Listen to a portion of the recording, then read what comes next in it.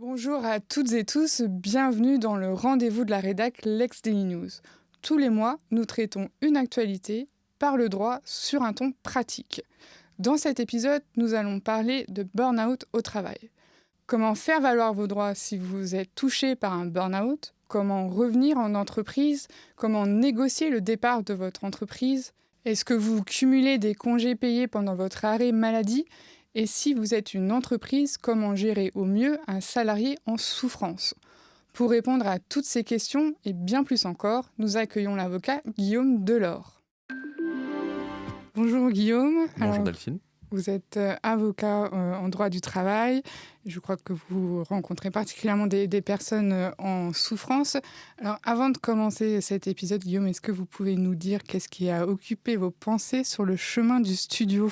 Alors rien de très brillant, je me suis dit qu'il faisait très beau et peut-être au début je m'étais dit qu'il faisait un petit peu trop beau pour aller m'enfermer dans un studio et parler de souffrance au travail. Puis après j'ai vu la pêche de toute votre équipe et ça m'a donné le sourire et je me suis dit que c'était une belle opportunité effectivement de pêcher un peu prêcher un peu la bonne, peut-être pas la bonne parole, mais en tout cas les bons réflexes pour les personnes en situation de souffrance et que c'était une belle opportunité que vous m'offrez. Écoute, nous en sommes ravis. Alors, si on a décidé de parler de souffrance au travail et particulièrement de burn-out dans cet épisode, c'est parce que les chiffres sont vraiment édifiants.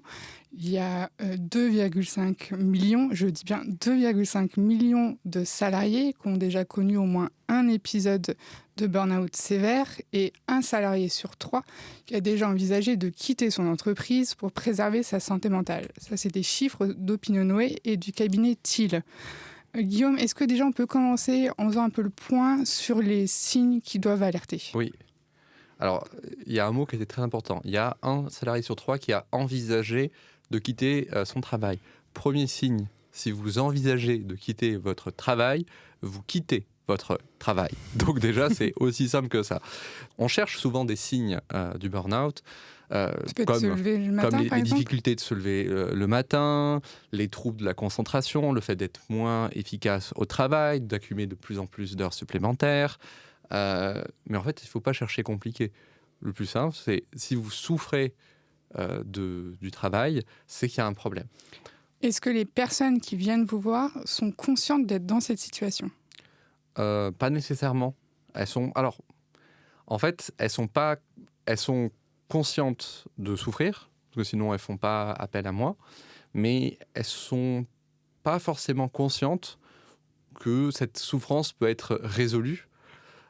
Et en fait, il n'y a pas 10 000 solutions pour résoudre la souffrance au travail. Soit le dialogue est possible, et on peut aménager le travail de façon à ce que la personne souffre moins, mais pour ça, il faut le dire, il faut se plaindre. Et c'est vrai qu'on a tendance à garder pour soi en fait, qu'on souffre, ne pas le dire, dans les entretiens, dire que tout va bien, jusqu'au moment où on explose. Ou alors, si c'est structurel, si on ne peut rien y faire, parce que le poste ne va pas changer, parce que l'entreprise ne va pas changer, parce que le manager avec qui on a des difficultés ne va pas changer, ou parce que tout simplement on n'est pas dans le bon environnement, il n'y a pas d'autre solution, c'est de partir. Maintenant, c'est quelque chose qui fait peur, et donc c'est pas quelque chose qui va... on peut pas prendre... Enfin, la décision ne va jamais être prise immédiatement, sur le moment, et c'est plus sur ça que je vais aider à faire prendre conscience la personne si elle me contacte au stade où elle se pose la question. Parce que moi, j'ai des personnes qui m'appellent et qui me disent « je souffre ». Et je leur dis « oui ». Et comment vous accueillez cette parole-là ? Déjà, la première question que je pose, c'est « d'accord, pourquoi faites-vous appel à un avocat ?» Parce que je ne suis pas psy, je ne suis pas psychologue, je ne vais pas vous guérir. Donc si vous venez me voir, c'est que probablement, il y a quelque chose qui ne va pas dans votre travail, et surtout, vous voulez trouver une solution. Et en fait, j'essaye de comprendre pourquoi la personne En fait, qu'est-ce qu'elle vient chercher chez moi et qu'est-ce qu'elle attend de moi. Parce qu'une personne qui va voir un avocat, c'est pas anodin. C'est pas qu'elle attend du soutien. Parce que je suis pas psychologue, je suis pas psychiatre. Je peux rediriger vers les bonnes personnes pour prendre en charge les personnes en souffrance. Mais en tout cas, c'était pas du tout mon rôle. Donc, mais la personne ne va pas forcément exprimer, ou elle va pas oser se dire, mais je vais prendre un arrêt long pour me reconstruire. C'est ça dont j'ai besoin. J'ai besoin de quitter mon emploi. la personne, elle va pas le dire. Donc, en fait, je vais essayer de lui faire dire en lui posant tout simplement des questions sur comment elle envisage la suite. Moi, hier, j'avais une salariée qui me dit « Je veux faire un audit de mes droits parce qu'on ne respecte pas mes droits. » Je dis « Très bien, pourquoi faire ? Parce que je veux savoir si mon employeur est en tort. » Oui, pourquoi ? Parce que Oui, donc vous déroulez la plotte petit à petit. Voilà, je dis mais pourquoi ? Parce que j'imagine peut-être m'arrêter. Ok. Enfin, je quitter mon emploi. Ok. Quand ? Ah, je sais pas, je vais rentrer au père un jour peut-être. Ok. Donc, globalement, pourquoi vous revenez pas me voir dans un an ? Ah non, parce que je tiendrai pas un an. Et quand on est à ce stade, par exemple, de se poser la question, parce qu'on est en souffrance au travail, on se pose la question de partir. Est-ce que le manager ou l'employeur a déjà une responsabilité à ce stade envers son salarié ? Qu'est-ce qu'il peut faire ? Alors, la responsabilité de l'employeur ou du manager, elle est permanente. C'est-à-dire que l'employeur a une obligation de sécurité et donc il doit prendre soin de ses salariés. Et même si le salarié ne se plaint pas, normalement, il est censé mettre en place des dispositifs pour détecter la souffrance au travail, la prévenir et la régler. Donc, la responsabilité de l'employeur, elle est permanente. D'accord. Voilà. Maintenant, c'est pas... voilà, je ne conseille pas forcément des employeurs, donc j'essaye de... c'est bien d'ouvrir un dialogue aussi. Ça dépend de la situation. D'accord. Okay. Ça dépend à quel stade on va venir me contacter. Généralement, une personne qui va contacter un avocat, le dialogue est quand même très rompu et il est très rare que la personne ait envie que ce dialogue reprenne. D'accord. Ok. Ça arrive et je peux le faire, mais ça arrive. C'est quand même extrêmement rare. Généralement, quand on est encore à ce stade-là, s'il y a un dialogue possible, le dialogue il se fait rarement avec l'aide d'un avocat. Mais il peut, hein. Moi, c'est quelque chose que j'aime bien faire. Il peut y avoir des médiations aussi ou ce genre de choses, non ? Oui, mais en fait, c'est plutôt... Ce qu'il faut comprendre, c'est que moi, j'ai un biais. Parce que souvent, on me dit, oui, mais vous voyez que les situations où l'employeur a mal fait les choses, le manager a mal fait les choses, le salarié il est en souffrance, c'est toujours la cause de l'employeur, mais ça arrive que ce soit aussi la cause du salarié, c'est pas que l'employeur. Je dis oui, très bien, c'est vrai. Mais quand on fait appel à un avocat, généralement, c'est qu'il y a un terrain autre et souvent des fautes, souvent ça se passe mal avec le manager. La situation typique, ça va être une personne qui est restée 20 ans dans une entreprise, qui faisait le travail en tension, parce qu'il y avait quand même une grande charge de travail. Donc la personne était toujours en tension. C'est souvent des personnes perfectionnistes qui se retrouvent en burn-out. Donc, avec une grande exigence sur le travail, en tension, qui était déjà, les graines de l'épuisement étaient là. Et là, il y a quelque chose qui va venir changer, qui va être un peu la goutte d'eau qui fait déborder exactement, le vase. Une perturbation de leur environnement. Et c'est souvent un changement de manager qui, tout d'un coup, va micromanager la personne, qui va pas forcément bien communiquer avec cette personne. Ou alors, on a aussi la situation de... en soi, rien n'a changé pour la personne, mais en fait, on est dans un service structurellement en souffrance et tout le monde est tombé un après l'autre et les personnes qui restent, en fait, c'est terrible, c'est un effet domino. Les personnes qui restent vont avoir plus de charges de travail. Souvent, on ne recrute pas comme ça de nouvelles personnes. C'est une question d'organisation de l'entreprise et des services. L'un après l'autre, mais voilà. Généralement, quand une personne est 30 ans en entreprise et tout d'un coup, il y a ça, c'est que la personne était déjà structurellement en difficulté et il y a eu une perturbation. Et ça, c'est une corrélation directe que je vois. Alors, imaginons maintenant, je suis une salariée en burn-out, je suis allée voir mon médecin généraliste qui m'a prescrit un arrêt de travail pour au moins plusieurs semaines. Qu'est-ce que je dois faire ? Quelle est la première chose que je dois faire ?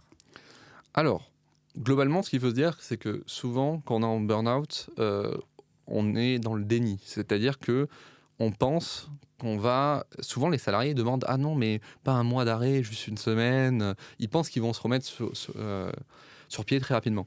Ça peut être le cas, mais c'est rarement le cas. Généralement, on part sur un arrêt assez long, de plusieurs mois, et dans le pire des cas, plusieurs années. Donc, la personne, elle va devoir immédiatement, alors qu'elle n'a pas beaucoup de ressources humaines, essayer de réfléchir comment préserver ses ressources. Et les ressources, elles sont de deux ordres, l'énergie, et on n'en aura pas beaucoup à ce stade-là, et les finances. Pour l'énergie, moi, ce que je recommande, c'est de s'entourer au plus vite et d'essayer de se faire aider par au moins un proche, parce qu'il y aura quand même des choses à faire, des actions à faire et des démarches un peu administratives, on va dire. Et ça prend de l'énergie et c'est un peu la double peine. Si je résume déjà, il faut se faire accompagner par des proches pour être soutenu dans des démarches Alors, administratives si qui sont possible, on ne assez peut pas longues. toujours des proches Ok. ou des professionnels. Maintenant, on ne parle pas assez, je trouve, du rôle des aidants.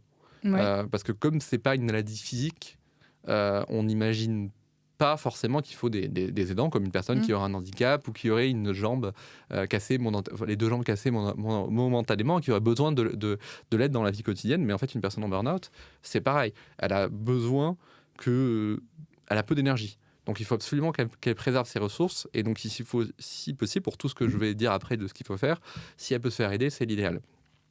Pour ce qui est des réflexes autres à avoir, il y a deux choses, mais tout ce que je vais dire, il faut garder en tête qu'il faut toujours privilégier sa santé. Parce que moi, j'ai plein de personnes qui viennent me voir, je leur donne les conseils de tout ce qu'on peut faire pour plus tard.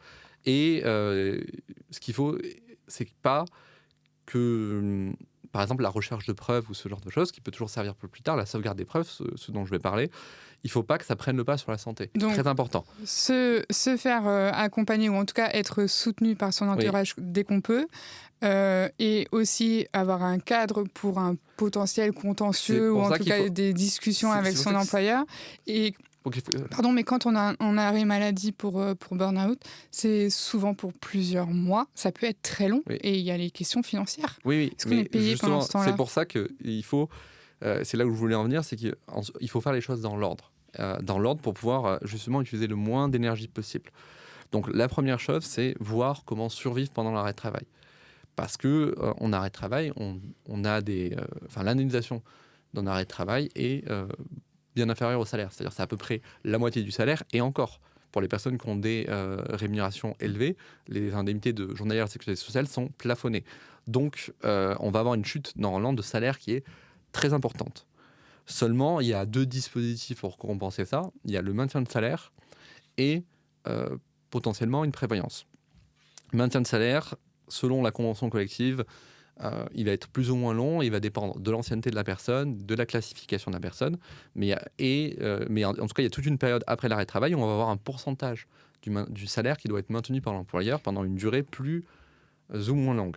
Donc il faut se renseigner sur sa convention collective dans ce cas-là pour savoir si le maintien de salaire est prévu par la convention collective, ou dans tous les cas, ce maintien de salaire est prévu. Alors il y a un maintien de salaire légal et un maintien de salaire conventionnel, mais le principe c'est d'abord de regarder ce qu'il y a dans la convention, après de regarder ce qu'il y a dans la loi. Voilà, c'est le plus simple. Ou plus simple encore, interroger le service paye de l'entreprise. D'accord. En tout cas, premier dispositif, le maintien de salaire.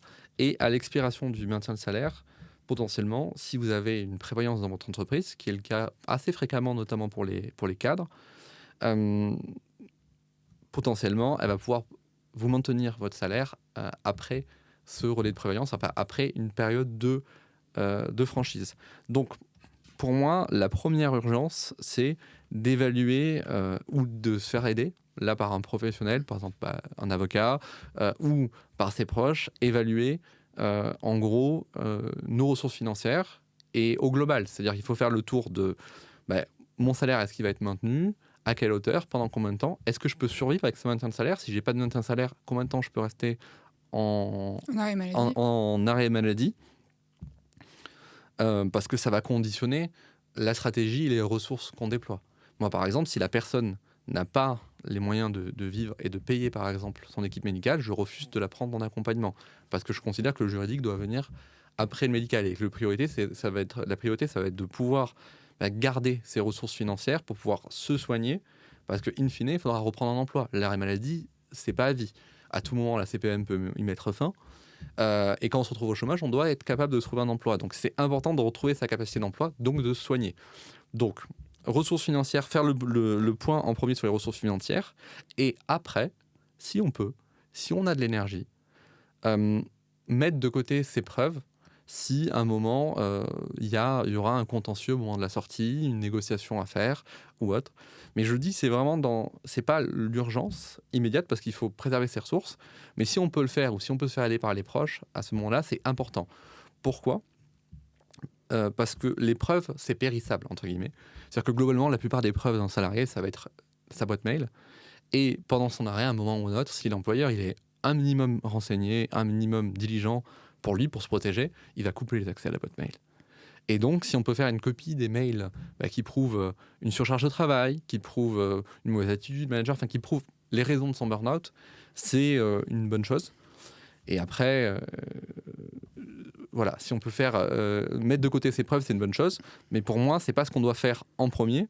En tout cas, mais si on peut le faire rapidement, il faut le faire rapidement. Et c'est là où il ne faut pas hésiter à se faire aider. Et se faire accompagner. Se faire accompagner, parce que ça peut être très douloureux aussi pour une personne de remonter en fait, dans ces périodes de souffrance. Oui. Mais si on peut se faire aider à ce stade-là, c'est quand même très intéressant, parce que c'est quand même terrible quand on vient me voir 1 an et demi après, quand on me dit oui, ok, je veux faire ça, je veux absolument, je veux pas partir sans rien, je veux défendre mes droits, je veux potentiellement attaquer. Et là, derrière, je dis, ok, vous avez des preuves, j'ai alerté par mail, ok, très bien, vous avez ce mail ? Non. Vous avez accès à votre mobile ? Non. On peut le récupérer ? Quasiment impossible. Et alors, pendant cette période d'arrêt maladie, où justement il faut quand même envoyer des documents administratifs, il faut penser à sa condition financière, est-ce que le manager peut prendre contact avec le salarié, même juste pour prendre des nouvelles ? Oui, en soi, il peut. Il n'y a rien qui l'interdit. Un manager, ou d'ailleurs, pourrait même prendre contact pour savoir où en étaient certains dossiers. Ouais, c'est pas interdit, c'est pas forcément opportun pour une personne en burn-out. Ce qu'il faut, c'est pas faire travailler la personne, évidemment. Maintenant, voilà, si j'étais un manager ou si je conseillais un manager, moi, je pense qu'il faut doser. C'est-à-dire qu'il faut voir pourquoi la personne elle est en arrêt maladie.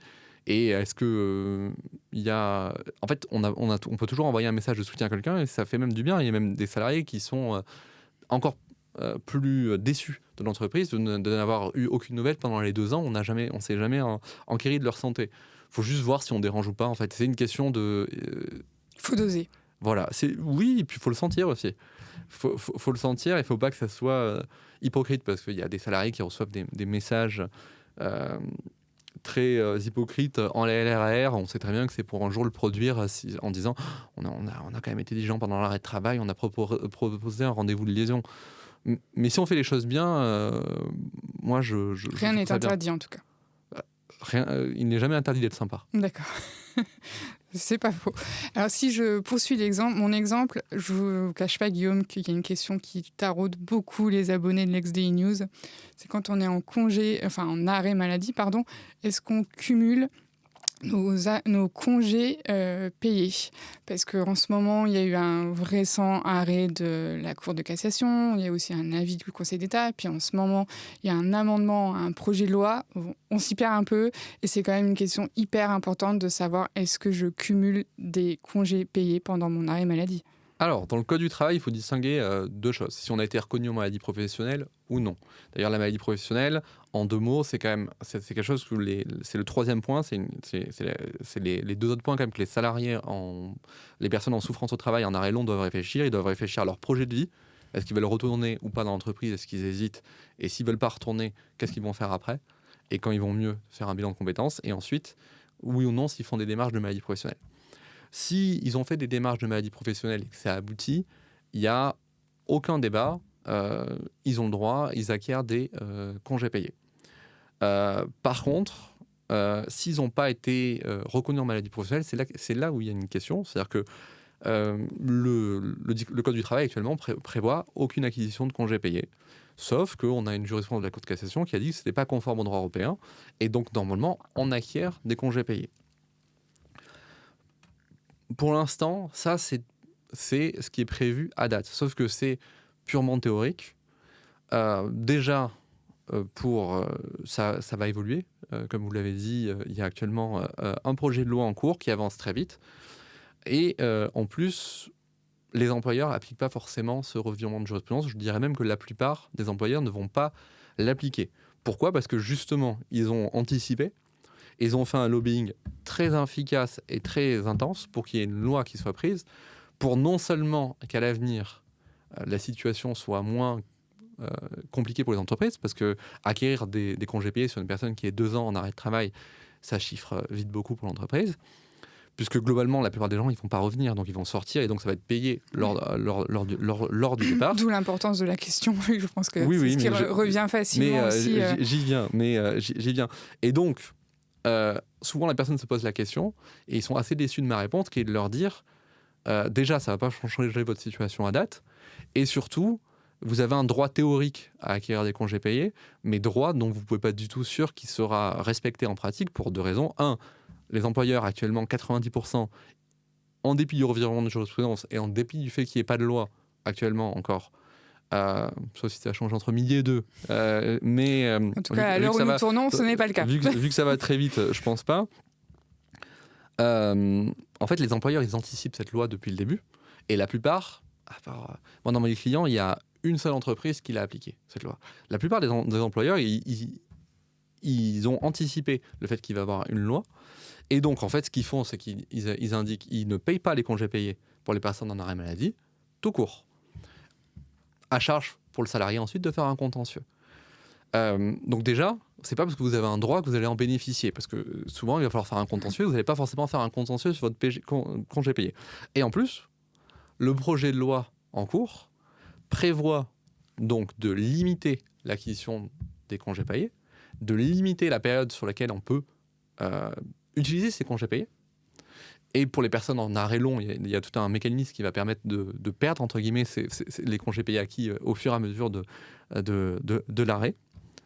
Et en plus, cette loi, il est prévu qu'elle s'applique non seulement aux arrêts en cours, mais aussi à toutes les situations qui n'ont pas été réglées par une décision de justice définitive. Ce qui veut dire que moi, demain, je suis employeur, j'ai tout intérêt à ne pas payer les congés payés, même si c'est un droit à date, attendre qu'il y ait un contentieux, et d'ici là, la loi sera en vigueur et on appliquera la loi. Voilà. D'accord. Donc, oui, vous avez un droit actuellement en congés payés, avoir des congés payés. Ça va changer. Vous aurez quand même le droit à des congés payés, mais de façon plus réduite. Il y aura une prescription, enfin une usine à gaz extraordinaire. Est-ce que ce droit va être respecté ?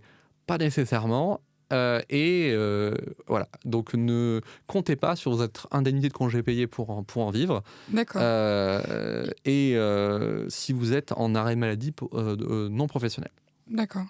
Et alors, l'autre De toute façon, il ne faut pas point... compter sur les congés payés pour vivre, en général. Hein. Oui. Même si c'est important, mais c'est pas... sûr, mais parfois, ça va pas changer. Ça compte dans l'indemnité de départ aussi, et j'en viens à ce point. Quel est le bon moment pour négocier son départ ? Parce que quand on est en souffrance au travail, on le sait, la majorité des salariés concernés quittent leur entreprise, ou en tout cas envisagent sérieusement de le faire. À quel moment on négocie et comment on négocie ? Alors, le moment idéal pour négocier son départ, c'est le moment où il est idéal pour la personne de partir.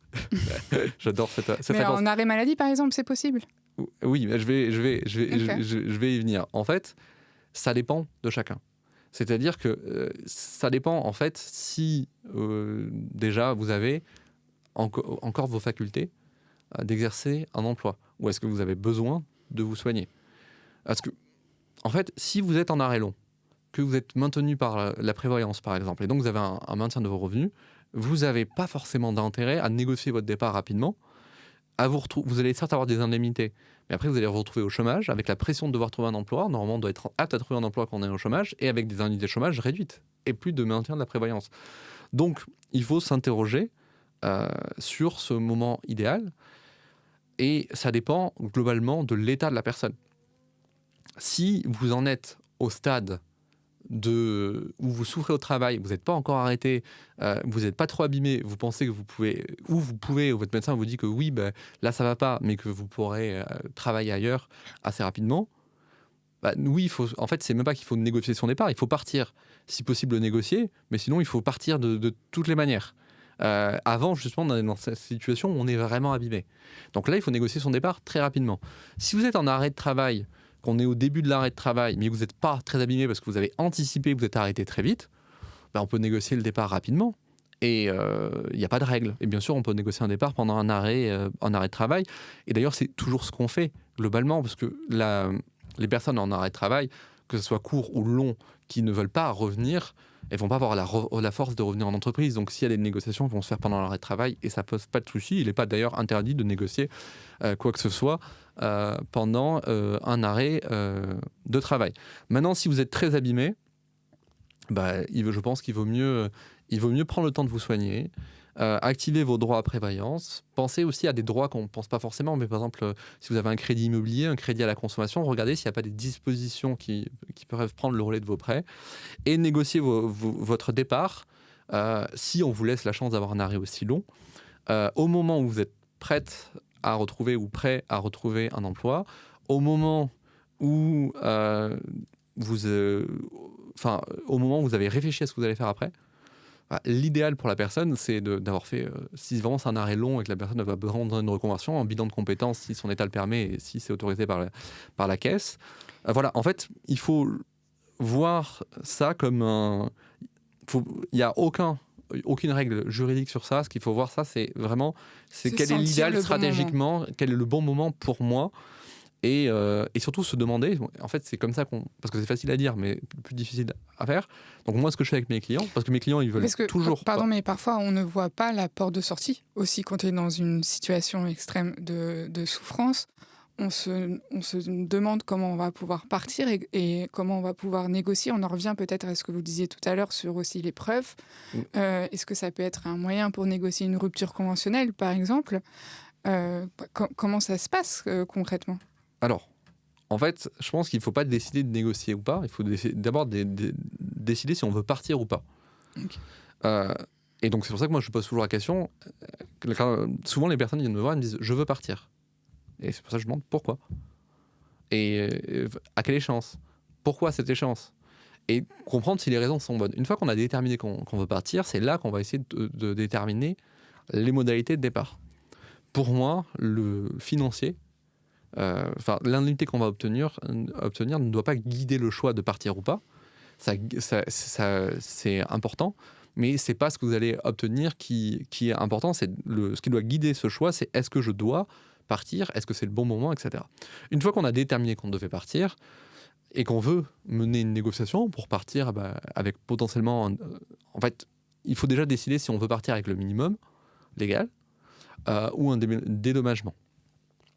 Ça, l'arbitrage entre les deux, ça va dépendre de plein de choses. Encore une fois, ça va dépendre si on est pressé de partir. Si on a un nouvel emploi qui nous attend, on est très pressé de partir, donc on peut négocier moins.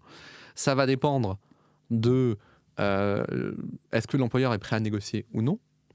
Et ça va dépendre de l'ampleur des griefs et les fautes qu'on a à reprocher à l'employeur. Donc c'est vraiment du cas par cas.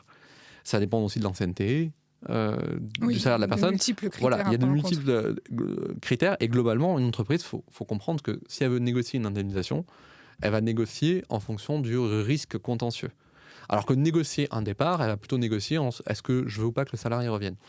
Donc déjà, vous n'allez pas négocier pareil si vous voulez obtenir des dommages à intérêts importants ou si vous voulez juste partir. Pour la négociation, il y a deux possibilités, soit on négocie seul, ou soit par l'intermédiaire de quelqu'un, plus souvent un avocat. Le critère pour choisir entre les deux, pour moi, ça va être déjà, est-ce qu'on se sent négocier seul? Oui, ça peut être, aussi être accompagné en interne par des représentants du personnel aussi. Alors oui, mais je ne peux pas tellement vous donner des conseils pour ça, parce qu'en fait, les personnes qui te font accompagner par des représentants du personnel, je ne les vois pas, ou je les vois quand ça s'est mal passé. Et tout le monde ne peut pas se faire accompagner pour les représentants du personnel pour une simple et bonne raison, c'est... en fait, le représentant du personnel, ça reste quand même un salarié, et il n'a pas forcément... il n'est pas forcément là pour... Il est là, effectivement, pour vous, mais il n'est pas forcément là pour négocier un accord. Et si vous voulez négocier un accord, par exemple, on déborde un peu, mais plus important, souvent l'entreprise va vouloir se sécuriser par le biais d'une transaction. Oui. Et une transaction, pour être confidentielle, il faut qu'elle soit négociée entre avocats. Okay. Donc, donc soit seul, soit par le biais d'un avocat. D'un avocat, mais ça peut être aussi avec les représentants du personnel, mais je suis très mal placé pour vous donner des conseils. Mais dans tous les cas, vous pouvez prendre contact avec vos représentants du personnel et leur demander ce qu'ils en pensent. Faut juste voilà, avoir confiance dans la personne aussi. Bien sûr. Parce que le représentant du personnel n'est pas soumis au secret, contrairement à un avocat. Donc, bon, là, on va décider de comment on va... est-ce qu'on négocie seul ou pas? Pour moi, il y a 2 critères. Est-ce qu'on se sent capable de négocier seul? Et ensuite, l'enjeu du litige. Qu'est-ce qu'on veut réclamer? Si on veut réclamer juste un départ, je pense qu'on peut le faire seul.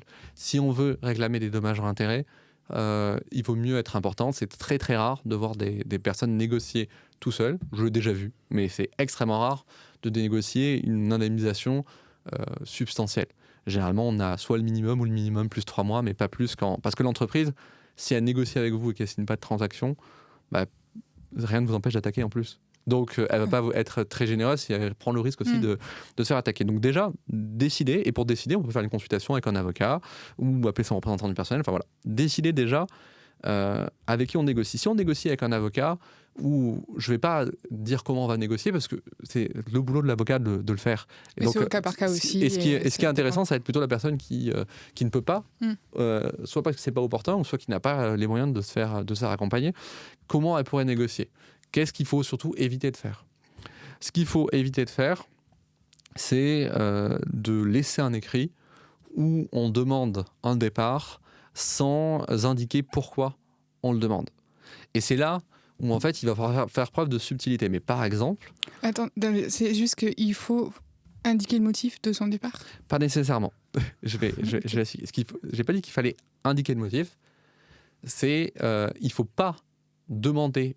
Moi, mon conseil, c'est de ne pas demander par exemple une rupture de but en blanc, par écrit, sans expliquer pourquoi.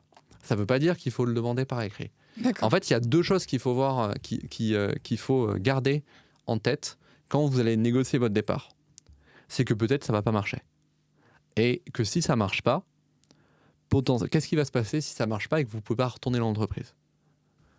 Globalement, dans 90% des cas, vous allez faire à l'issue de votre arrêt, quand la CPM va prendre fin, que vous en avoir marre ou autre, vous allez faire une visite de reprise auprès du médecin du travail et vous allez essayer de vous faire déclarer inapte. Et globalement, le plus souvent, le médecin va vous déclarer inapte et vous allez être licencié pour inaptitude. Voilà, ça c'est qu'est-ce qui se passe dans 90% des cas. Il y a plein d'autres possibilités, mais on va dire dans 90% des cas, en cas d'échec des négociations, une fois qu'on a tout essayé, on a pris un avocat, on a mis pression avec l'inspection du travail, on a tout essayé, il n'y a pas de négociation, voilà ce qui se passe. Et là, potentiellement, on va s'interroger, est-ce qu'on va au prud'homme ou pas, pour dire l'inaptitude et la cause de l'employeur. On sait que c'est quand même plus compliqué, mais ça c'est un autre sujet. On en revient à ce que vous disiez tout à l'heure, il faut, dès qu'on peut, documenter cette souffrance, qu'on l'utilise ou non dans le cadre d'un contentieux. C'est juste qu'il faut réussir à garder un maximum de preuves qu'on mais attention. C'est pour ça que je n'ai pas dit qu'il fallait écrire, qu'il fallait faire un courrier pour dire je veux faire une rupture conventionnelle parce que je suis harcelé. J'ai dit qu'il ne fallait pas laisser un écrit, dans la plupart des cas, parce que il faut faire du cas par cas, il ne faut pas laisser un écrit où on demande de but en blanc une rupture sans expliquer pourquoi. D'accord. Pourquoi il ne faut pas forcément faire un écrit directement? Et en fait, il faut réfléchir, et ça, c'est du cas par cas, parce que si on n'est pas représenté par un avocat, ça veut dire que derrière, on ne peut pas négocier une transaction derrière pour éviter un litige. Mais une rupture conventionnelle qui serait effectuée dans un contexte de harcèlement moral peut être nulle et donc contestée en justice. Donc, l'employeur pourrait être très frileux à l'idée de négocier à l'amiable avec un salarié non représenté si il y a une trace écrite au moment de la demande de ce conflit.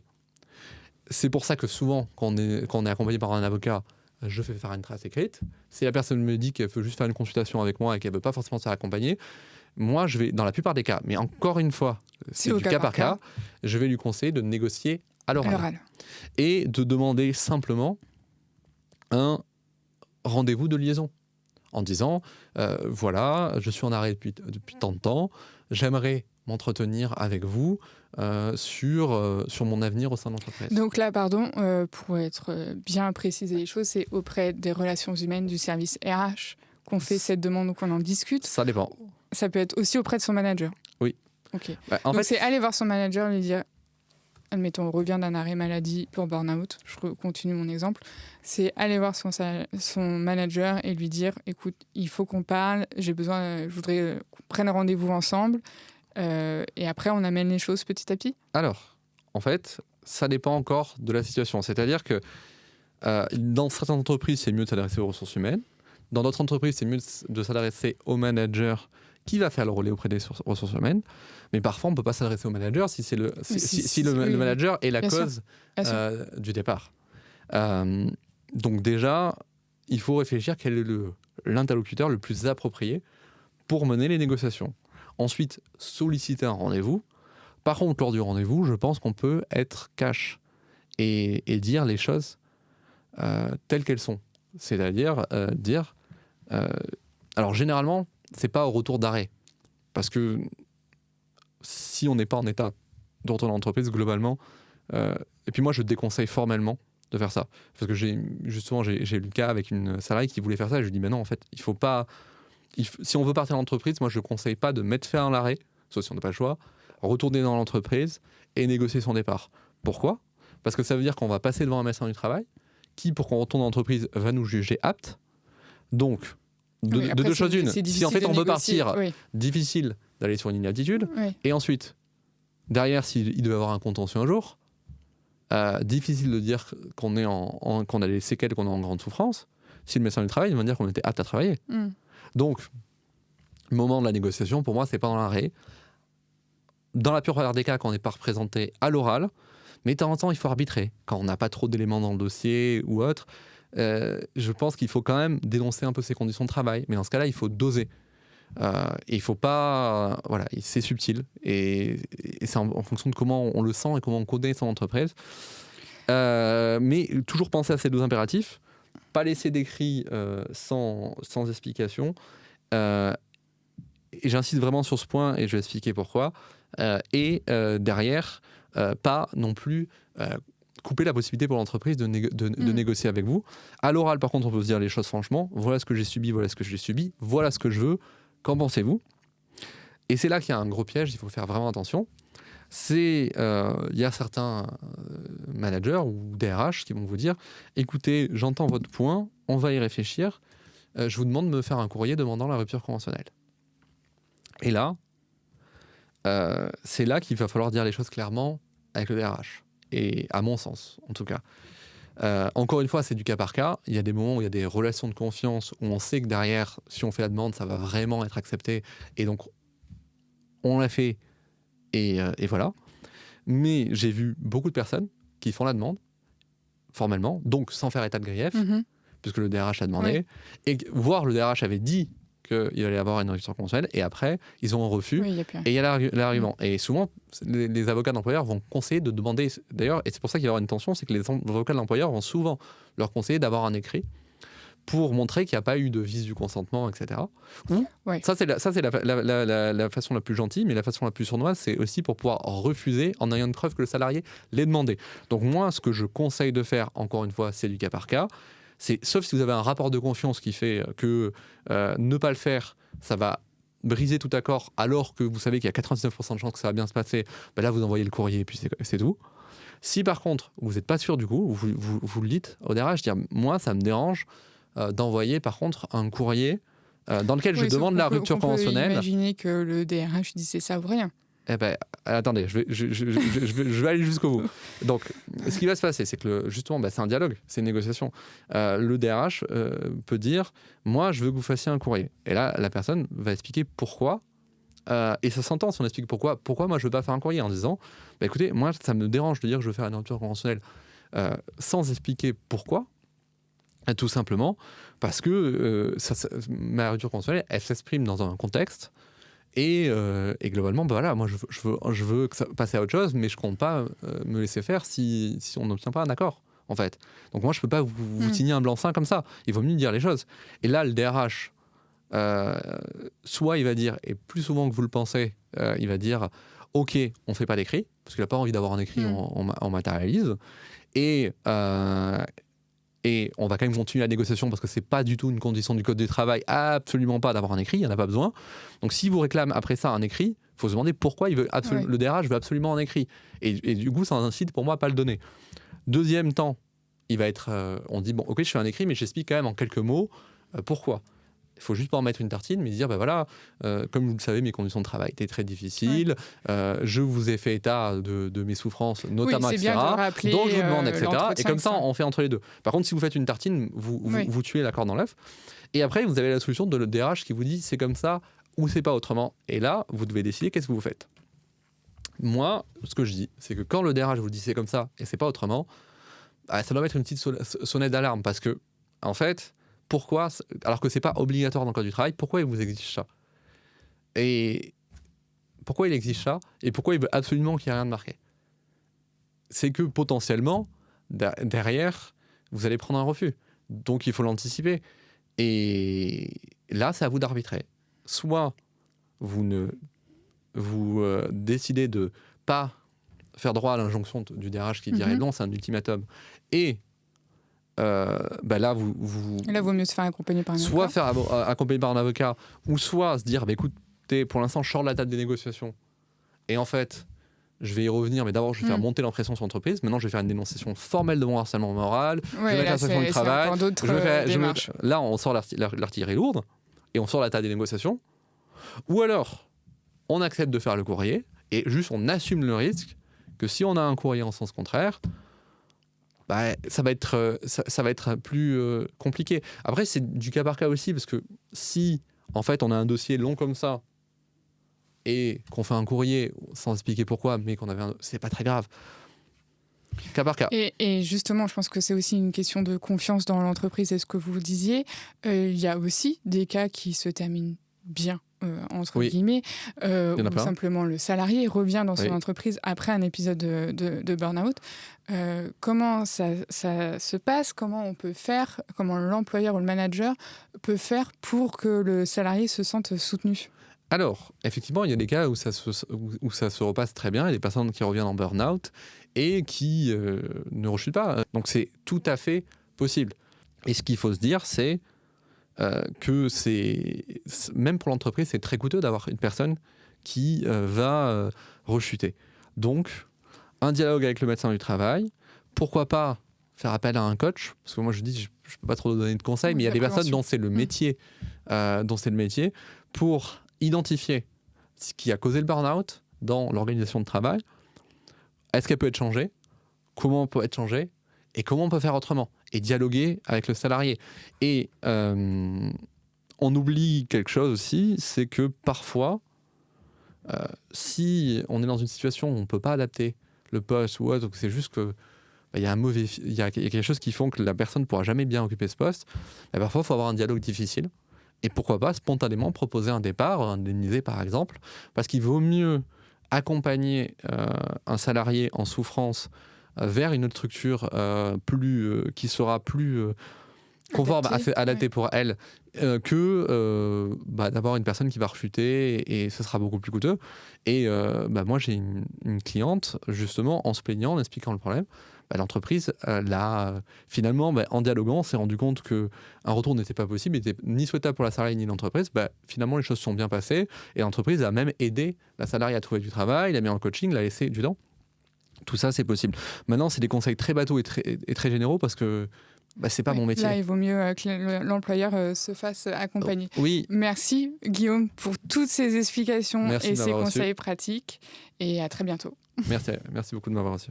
Vous qui nous regardez, ne partez pas tout de suite. Nous vous résumons les 5 points à retenir si vous êtes en situation de burn-out ou si l'un ou l'une de vos salariés l'est.